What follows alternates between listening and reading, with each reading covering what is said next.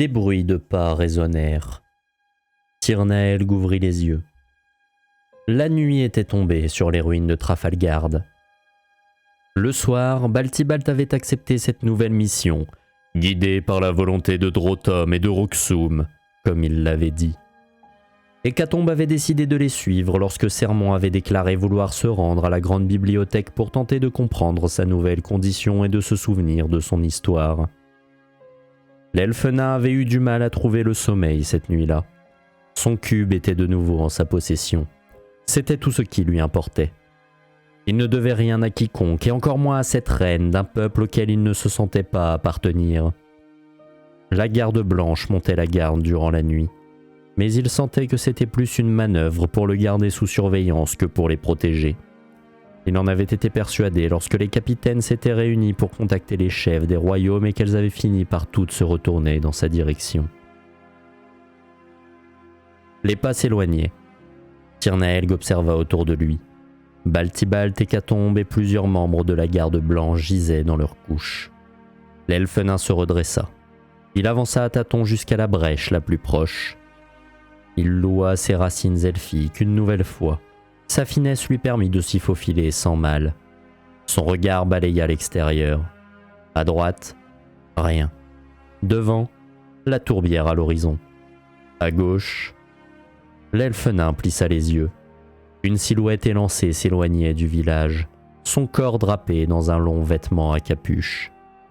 Il s'accroupit et avança à sa suite. Ils avaient quitté les ruines il y a longtemps. La lune brillait haut dans le ciel. Tirnaelg restait à bonne distance. La silhouette semblait flotter dans les airs. L'elfe nain s'immobilisa. La personne s'était assise au milieu de la tourbe. Une grenouille coassa. La silhouette leva un bras. La respiration de Tirnaelg se coupa. La main lui faisait signe d'approcher. Il s'exécuta. « Qu'est-ce que tu fais si loin du camp, Sermon ?» osa-t-il quand il fut à portée de voix. La main tapota le sol. Son visage était caché dans l'ombre de sa capuche. Tirnaelg s'assit à ses côtés. « Pourquoi tu voudrais abandonner maintenant ?» Son cœur manqua un battement. La voix était grave. La silhouette rit. Elle leva sa capuche. L'elfe nain écarquilla les yeux. Il était en compagnie d'un elfe aux longs cheveux blancs. Son visage à la peau ridée était barré d'un sourire. « Grand-père !»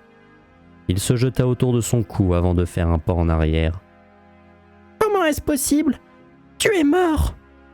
Le regard de Garia était perdu dans l'horizon. « Tu sais, ce n'est pas parce qu'un corps n'est plus que l'âme suit cette destinée. Je suis là, un peu partout où tu te trouves. » Les larmes montèrent aux yeux de l'elfe nain. « Tu n'as pas répondu à ma question. Tu vas abandonner maintenant ?» répéta-t-il. Je... bredouilla l'elfe nain. J'ai récupéré ton cube, c'est tout ce qui m'importait. L'elfe tourna la tête vers son petit-fils. Son sourire avait quitté son visage. « Tu sais qu'il te reste beaucoup à faire. Tu ne vas tout de même pas gâcher toute cette énergie contenue dedans. » Tirnaelg se tortillait les doigts. « Je ne sais pas. Qu'est-ce que tu voudrais que j'en fasse ?» L'homme s'était levé. « Tu as trouvé une source de pouvoir incommensurable. Je sais que tu ne veux pas revoir ton père, mais fais-le pour moi. » Il s'éloignait. « Va à Commandgarde et cherche un moyen de mettre à profit cette puissance. » Tirnaelg voulut se lever, mais ses muscles ne répondirent pas. « Ne pars pas !» voulut-il crier, mais seul un souffle traversa ses lèvres. Une brume entoura la silhouette. « Rends-toi à la grande bibliothèque et retrouve-moi » entendit l'elfe nain avant qu'il disparaisse. Il se redressa dans un cri. Il haletait. Son corps était trempé de sueur. Il était dans sa couche, dans les ruines de Trafalgar. Le soleil était déjà levé. La salle était vide. Il baissa les yeux vers ses mains.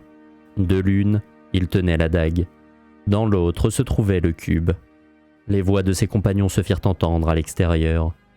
Il se leva, passa une main sur son visage et les rejoignit. « Je viens avec vous » les salua-t-il. Ravi de ne pas avoir à vous y contraindre, le salua Hildegarde en retour.